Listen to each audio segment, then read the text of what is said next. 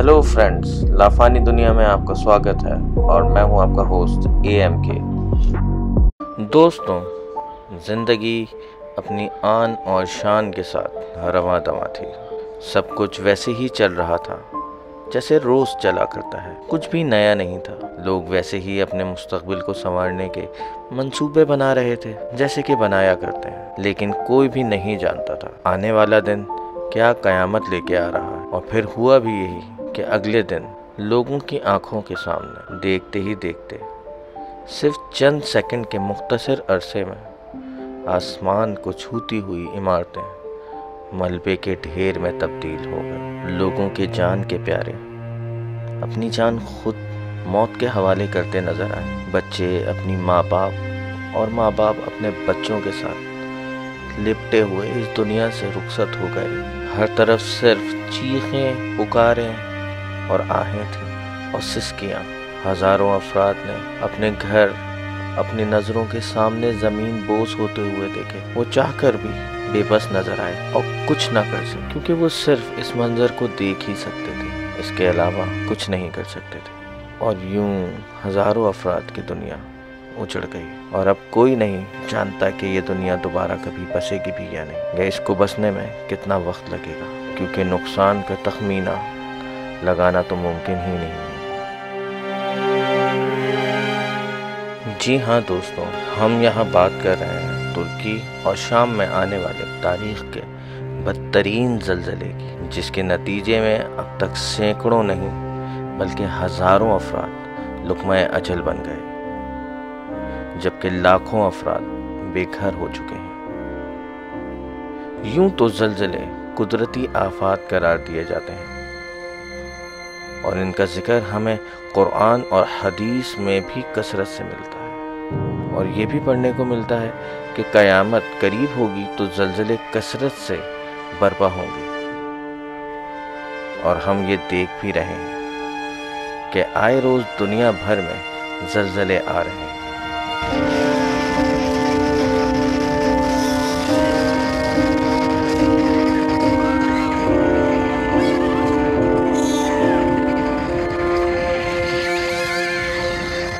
लेकिन नाजरीन, इन ज़लज़लों से जुड़े कुछ नाकाबिले यकीन हक़ाइक़ ऐसे भी हैं जो कुदरती आफात के बजाय इंसानी आफात के तौर पर सामने लाए जा रहे हैं। इन हक़ाइक़ को नज़रअंदाज नहीं किया जा सकता, क्योंकि माजी में ऐसे कई वाक़यात और किस्से सामने आ चुके हैं जिनके मुताबिक दुनिया के कुछ ममालिक के पास ऐसी टेक्नोलॉजी मौजूद है जिनके ज़रिए वो जब चाहें अपने दुश्मन ममालिक को चंद सेकंडों में तबाहाल कर सकते हैं। और ये इस हद तक ख़तरनाक टेक्नोलॉजी है कि इसके इस्तेमाल के बाद निशाना बनने वाला दुश्मन इस बात का अंदाज़ा भी नहीं लगा सकता कि इसे कैसे नुकसान पहुंचाया गया या इन्हें किसी खुफिया हमले का निशाना बनाया गया था। ये टेक्नोलॉजी दरअसल ऐसा खुफिया और ख़तरनाक हथियार है जिसे इंसानियत का सबसे बड़ा दुश्मन करार दिया जाता है। इस खौफनाक टेक्नोलॉजी की मदद से इंसान किसी भी ज़मीनी खित्ते पर मसनूई बारिश, तूफ़ान, सैलाब या फिर यहाँ तक कि किसी जगह पर ज़लज़ला भी ला सकता है। और ये सब बज़ाहिर देखने में कुदरती आफात मालूम होती है। अब यहाँ सवाल यही उठ रहा है कि कहीं तुर्की में आने वाला ज़लज़ला भी ऐसी ही किसी टेक्नोलॉजी के ज़रिए तो नहीं लाया गया, और ये कहीं एक हमला तो नहीं। और अगर ऐसा है तो फिर इस वक्त ये हमला तुर्की पर क्यों किया गया, और वो कौन सी टेक्नोलॉजी है जो कुदरती आफात की मानंद अपने दुश्मन को निशाना बना सकती है। इसके अलावा ये टेक्नोलॉजी कितने मुल्कों के पास है, और तुर्की में आने वाले ज़लज़ले में क्या कोई बैरूनी हाथ मुलव्वस है, या फिर वाकई ये कोई टेक्नोलॉजी नहीं बल्कि एक कुदरती आफात है।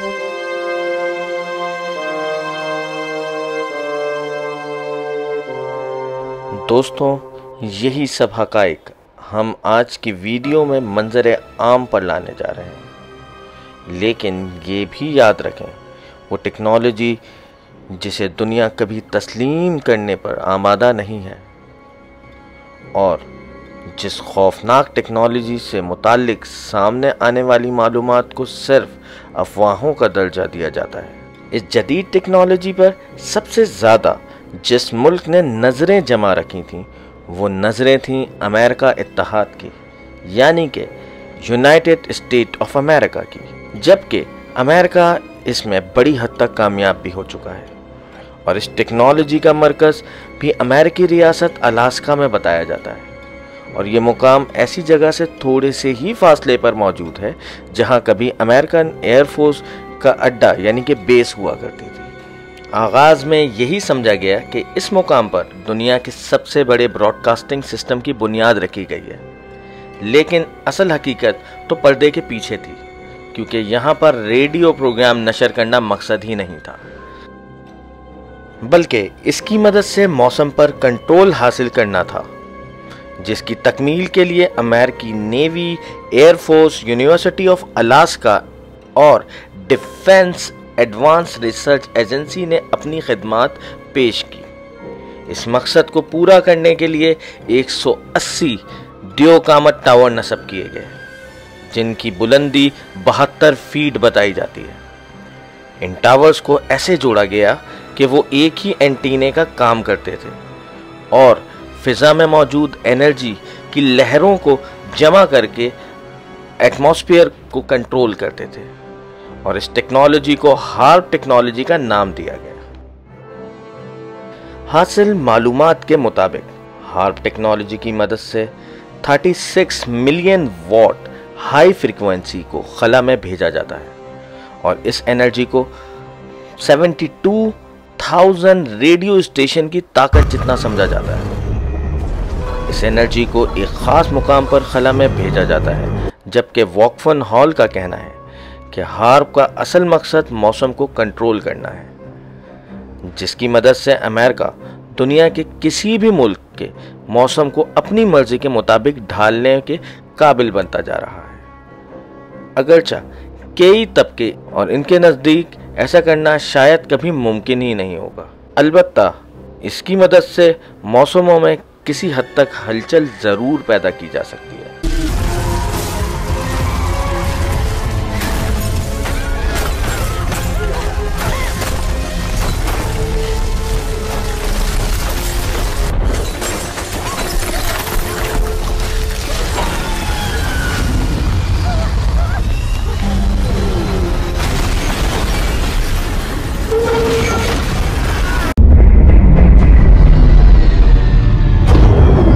تاہم کچھ ذرائع کا کہنا ہے کہ ہارپ ٹیکنالوجی پر کام کرنے والے سائنسدان اس ٹیکنالوجی کے کامیاب تجربات بھی کر چکے ہیں، اور اس ٹیکنالوجی کا تجربہ ایسے خطے پر کیا گیا جہاں آبادی تقریباً نہ ہونے کے برابر تھی۔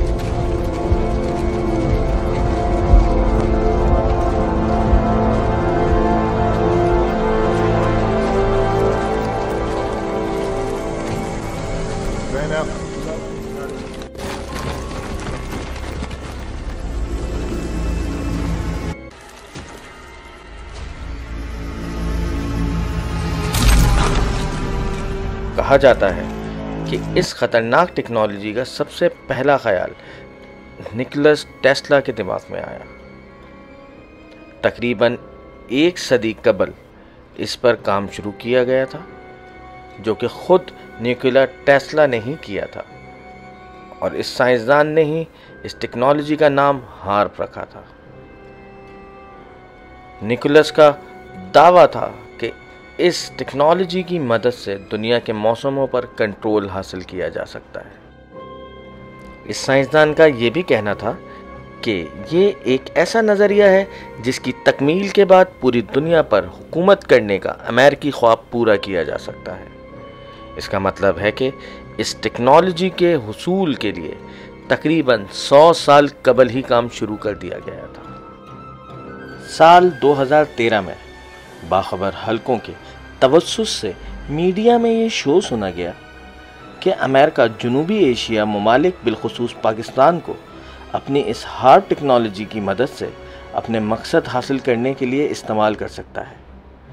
اس کے علاوہ اس ٹیکنالوجی کی مدد سے امریکہ اور امریکی اتحاد کے مخالفین کو نشانہ بھی بنایا جا سکتا ہے، جن میں ترکی اور چین سمیت کئی ممالک شامل ہیں۔ اس سائنسدان کا پیش کیا جانے والا نظریہ جو 1915 میں سامنے آیا تھا، پینٹاگون نے اس کو عملی شکل دینے کے لیے اپنے وسائل استعمال کیے۔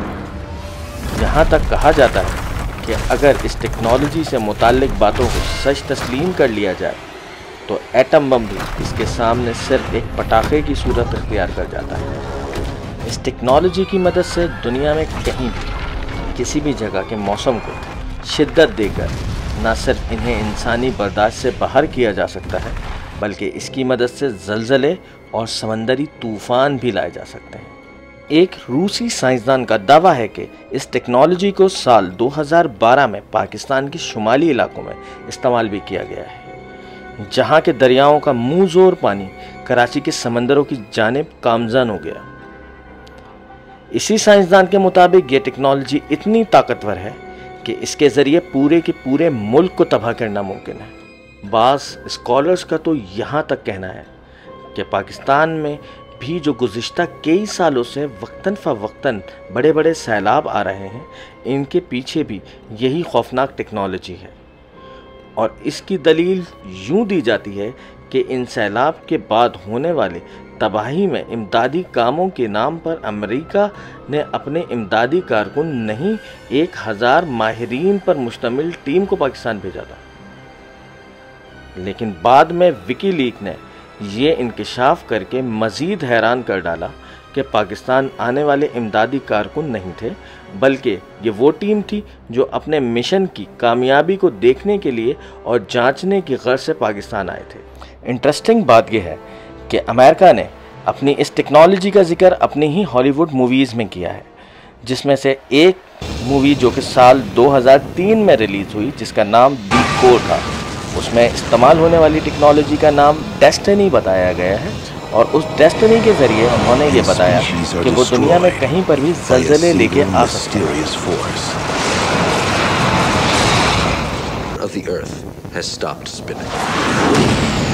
The spinning core protects us from cosmic radiation. Without it, radiation will create superstorms. Microwaves will literally cook our planet. اسی طریقے سے سال 2017 میں ایک مووی ریلیز ہوئی جس کا نام جیو اسٹرام تھا، اور اس کے اندر بھی یہی بتایا گیا کہ ہم کس طریقے سے دنیا کا کلائمیٹ چینج کر سکتے ہیں۔ انہوں نے بتایا کہ ہم نے یہ ٹیکنالوجی کا استعمال افغانستان میں ہونے والے جہادیوں کے خلاف یہ ٹیکنالوجی کا استعمال کیا، جس میں ہم نے ایک پرٹیکولر ایریا کے اندر اچانک ایک برفانی طوفان بھیجا، اور جس سے کچھ ہی سیکنڈ میں ادھر کے سارے گاؤں جم گئے۔ تو ایگزیکٹلی یہ ٹیکنالوجی ایگزسٹ کرتی ہے۔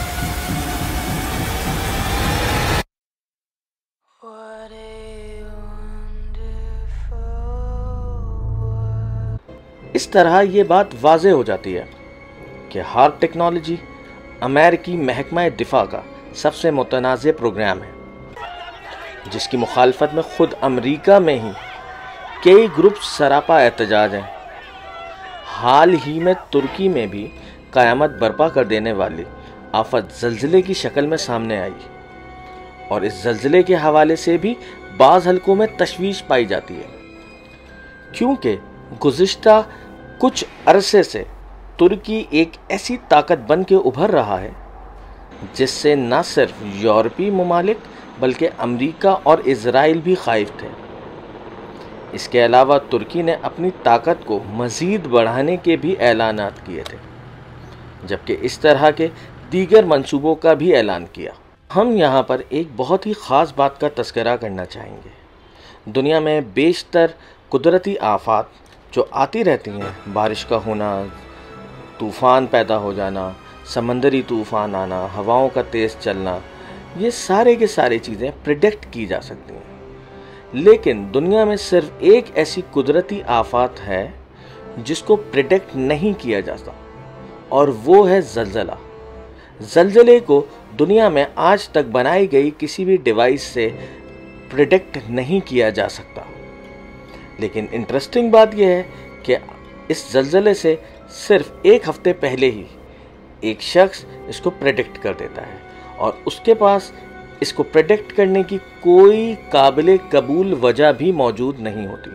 साथ ही वो इस ज़लज़ले की प्रेडिक्शन के ये भी बताता है कि ऐन मुमकिन है कि आने वाले कुछ हफ्तों में ये ज़लज़ला पाकिस्तान और इंडिया में भी आए। तो आज तक जब कि हमारे पास ऐसी कोई टेक्नोलॉजी मौजूद नहीं है जो कि ज़लज़ले को प्रेडिक्ट कर सकें, तो आखिरकार वो एक जियोलॉजिस्ट होने के नाते इतनी बड़ी प्रेडिक्शन बिल्कुल कैसे सही कर सकता है। हद तो ये है कि दुनिया के बहुत बड़े बड़े न्यूज़पेपर्स ने इस सवाल को उठाया है कि क्या वाकई ज़लज़ले को प्रेडिक्ट किया जा सकता है या नहीं। तो आखिरकार एक डच रिसर्चर इसको प्रेडिक्ट कैसे कर सकता है जबकि उसके पास कोई ऐसी डिवाइसेस भी मौजूद नहीं है। उस डच रिसर्चर का कहना है कि मैंने सितारों की अलाइनमेंट को देखते हुए ये अंदाज़ा लगाया कि ये क्योंकि कई हज़ार साल पहले एग्जैक्टली ऐसा हो चुका है, इसलिए दोबारा उन्हीं खित्तों में दोबारा से ज़लज़ले आएंगे। लेकिन ये एक इंतहाई अहमकाना बात है, क्योंकि प्रेडिक्शंस वो भी सितारों के बिहाफ पर कर देना जिसकी कोई साइंटिफिक रीज़न ना हो, तो ये एक इंतहाई अहमकाना बात है जो उसने अपने प्रेडिक्शन के दौरान करी। हम एक सवाल आप लोगों से भी करना चाहते हैं कि क्या आने वाले वक्त में तमाम मुस्लिम ममालिक को भी चाहिए कि वो इस तरह की टेक्नोलॉजी पे काम करें या ना करें, ताकि हम कम से कम अमेरिका के इस अजाब से महफूज रह सकें। हमें कमेंट करके अपनी राय से आगाह कीजिए। नाजरीन, अब हम आपसे इजाज़त चाहते हैं और उम्मीद रखते हैं कि आपको हमारी आज की वीडियो ज़रूर पसंद आई हो। आइंदा भी मज़ीद ऐसी वीडियोस देखने के लिए हमारे चैनल को सब्सक्राइब करें और बेल के आइकन को ज़रूर दबा दें।